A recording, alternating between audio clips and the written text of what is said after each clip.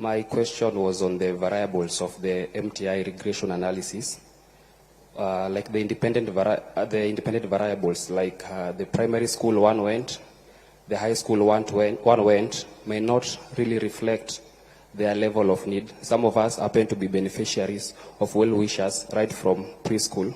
Now, when we want to gauge our poverty index by the primary school and the high school we went, it might not really reflect our level of need.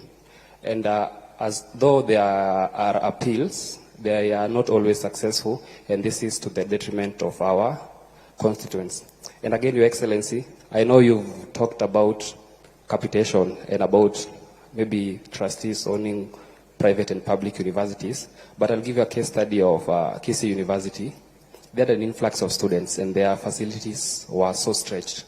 Whereas a school like Desta University, we have a state-of-the-art School of Law and School of Nursing, and these facilities are laying bare, and some of these students could also come and learn with us. Thank you. Thank you very much. Sorry. Okay, maybe I take another. Yeah, maybe this way. Thank you very much, His Excellency. I'm Ongaro Richard from Jaramogi Oginga Odinga University. I have but a question. In the first case, I want to ask the people from the Health Board. There are 4 years per now, but when we joined, we applied for these loans. And so I'm expected to settle my loan, that is summing to almost 240 plus the interest. I know it can't exceed over 300,000. But today, with the new funding model, how much are these students expected to pay at the end of their 4th year? Another question. You say that the banding began in 1986, but it never sounded like it sounds today. We never knew that these bands existed. Okay, maybe the ideas and the ideologies are good, but the mode of implementation has gone astray.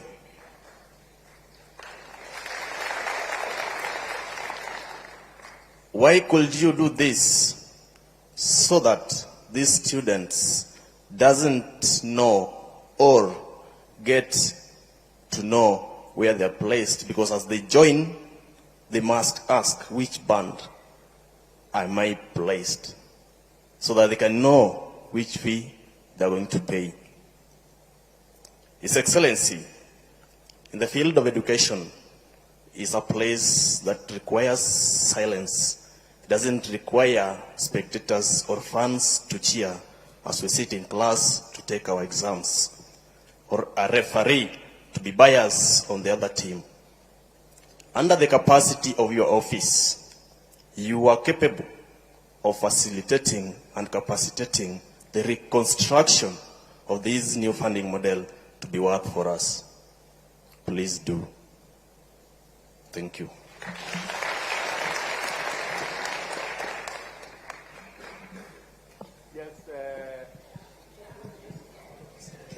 Thank you for this chance. Okay, they are saying too much behind. Maybe after you will come forward here.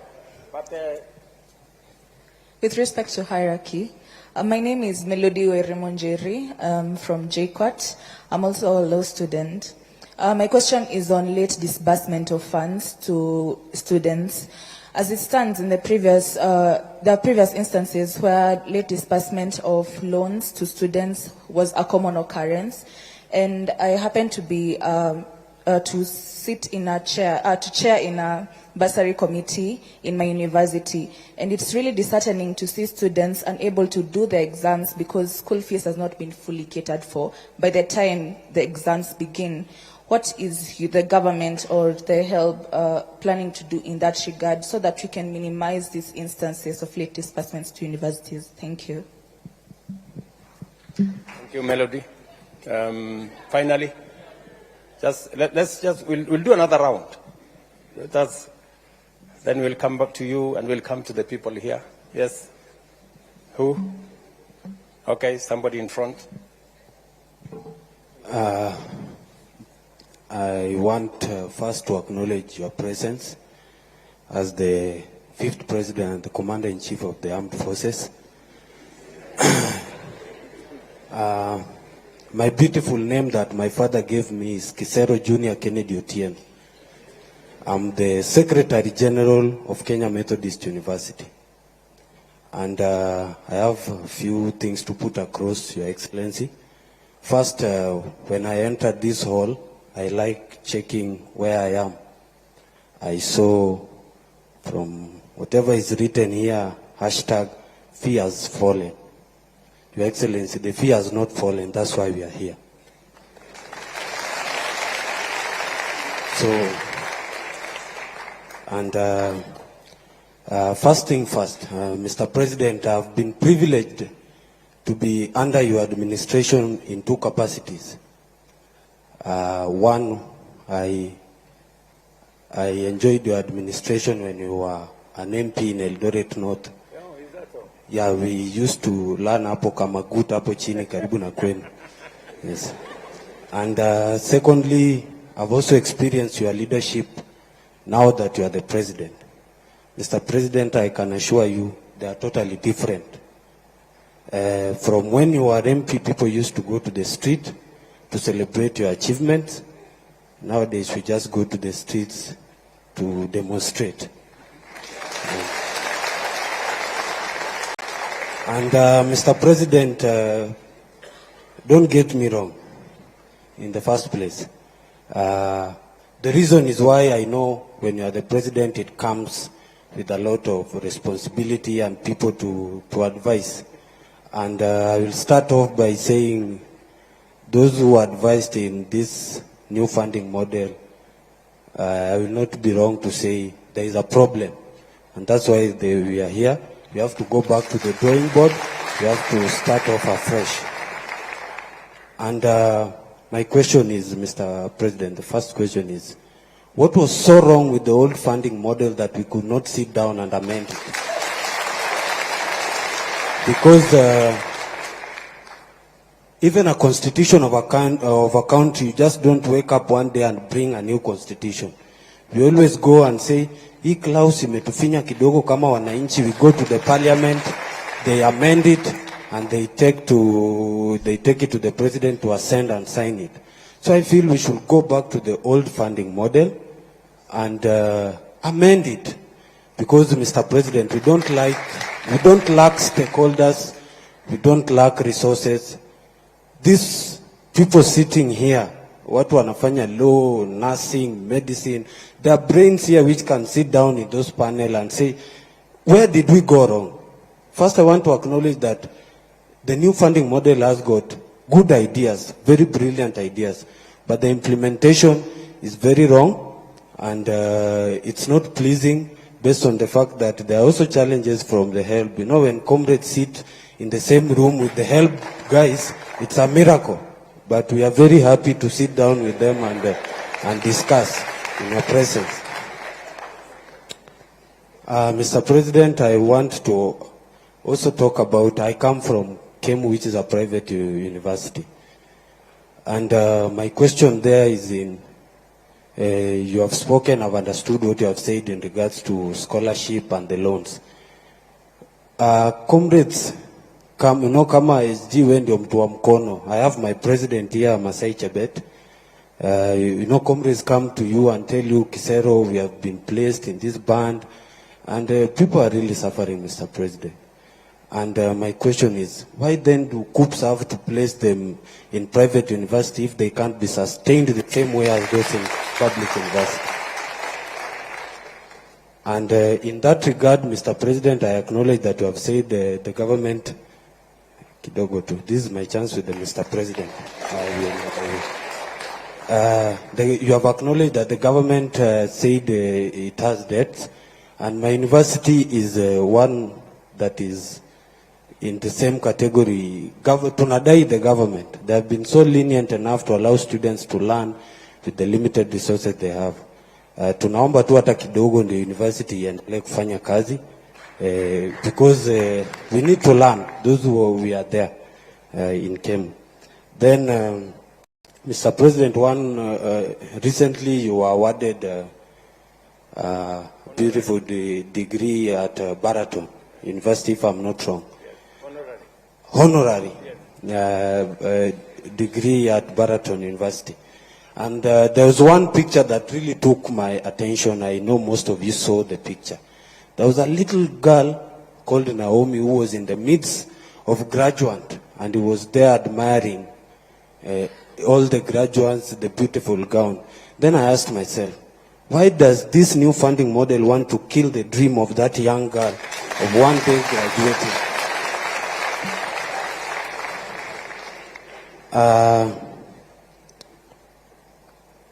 I want to say this, Mr. President. As the commander, I first started by saying I acknowledge your president as your presence as the 5th president and the commander-in-chief of our defense forces. And one of your roles in that regard is to act.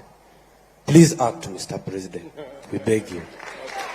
Please act. Then lastly, namalizia kabisa. Lastly, Mr. President, we don't have to go to the street when we can resolve this thing here today. Ama namna gani wangwana? Yes. Because we also don't like going to the streets when we can solve things at the table. We are ready to be part of the discussion. We are ready to listen. We are ready to work and ensure that we change this. But the bottom line remains, let's go to the old funding model. Amend it to what you wanted to achieve with the new funding model. Thank you so much. God bless you.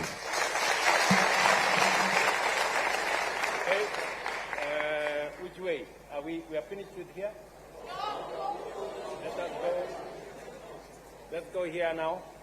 I think we are making one round. We started there, we came here, we came there. Okay, so where? Maybe in front here, or somewhere, yeah. Okay. Your name, please. Asante sana mtukufu rais. Jina langu ni Brian Waka kutoka chuo kikuu cha Rongo. Tunapokusanyika hapa siku ya leo kwa ajili ya kuzungumzia masomo katika vyuo vikuu. Mtukufu rais, hatuwezi soma pasipokuwa na usalama. Tungeomba utupe usalama sisi wanafunzi katika vyuo vikuu. Aghalabu katika kila chuo kikuu tuwe na police bases ambazo zitatusaidia, kwa sababu comrades wanapenda kuona mpira usiku na wangependa wapate usalama. Jambo la pili, bwana rais, nitazungumzia uongozi wa wanafunzi katika vyuo vikuu.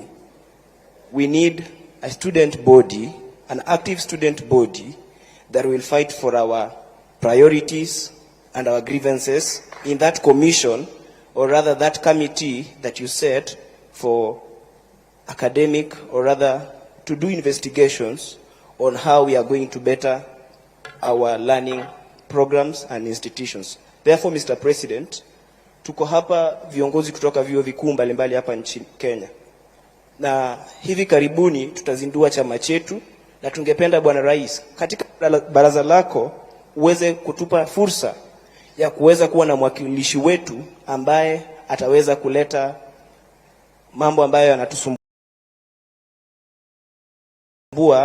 kule kwenye ground. Mimi napenda sana naibu wako, huwa anatuambia kwamba yeye anasikiza ground akikuambia. Kwa hivyo we need also someone in that committee that will help us bring our ideas on the table. Thank you so much, Bwana Rais. Asante. Thank you very much. I think those are 4. Let me answer those ones again, and then we will come back to another round of questions. Felix Ochieng, I think right here. You said that correctly, that some of the criteria used in this whole assessment of the funding model is what primary school you attended, what secondary school you attended, and that kind of classification. Let me tell you, Felix, that it's important Because I will tell you that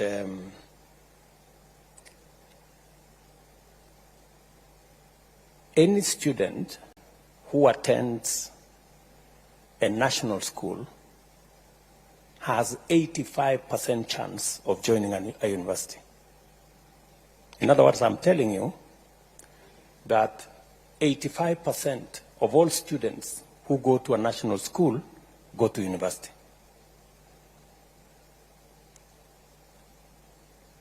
Only 10% of students who go to a day school have a chance to go to university. So when we find a child who has gone to a day school in some rural place, we give them a leg up, because it means they have to work extra hard to be able to attain the same grades. Because in many of those institutions, as I told you, Felix, they don't have laboratories. Many of them have very inadequate number of teachers. And that is the real problem. So some of these parameters may look small, but they mean a lot in terms of the students. Let me also tell you that, and this is something that really, you know, I know, I don't know how to put it, but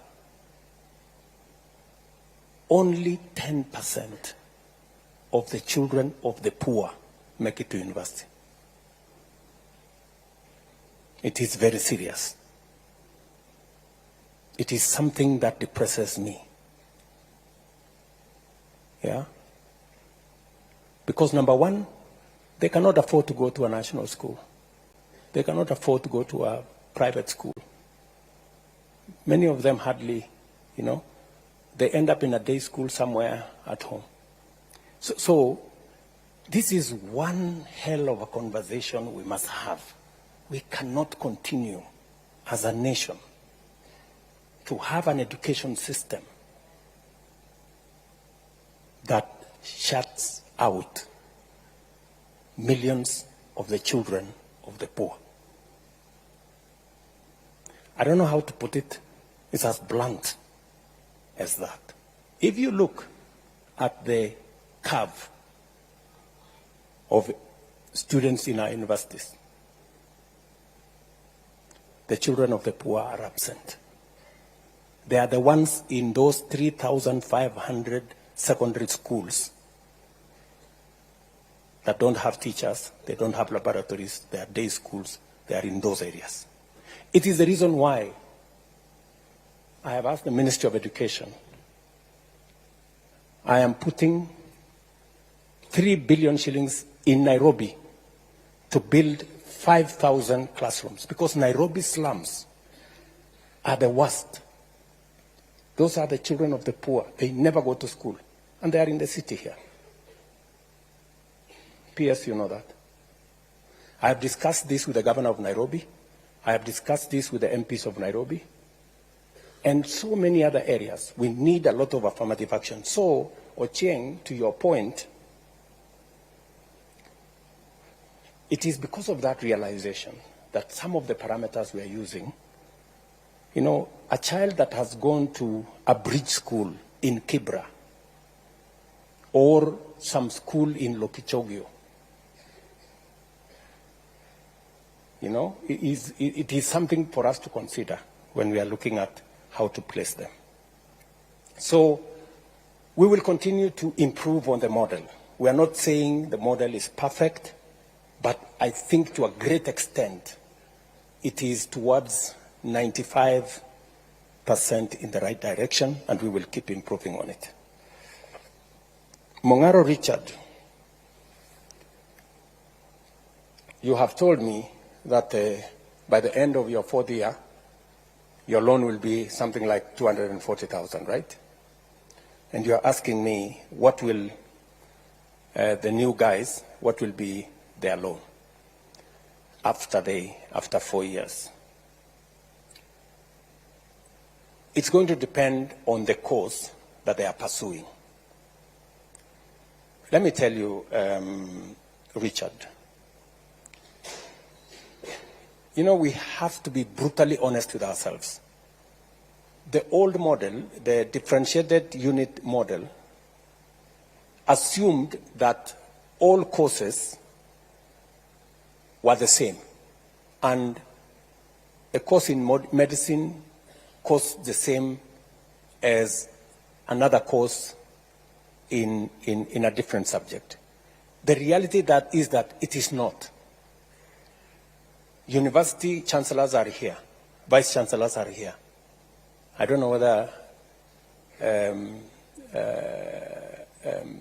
university vice chancellors are here. Who is willing to tell us that there is a difference? Yeah?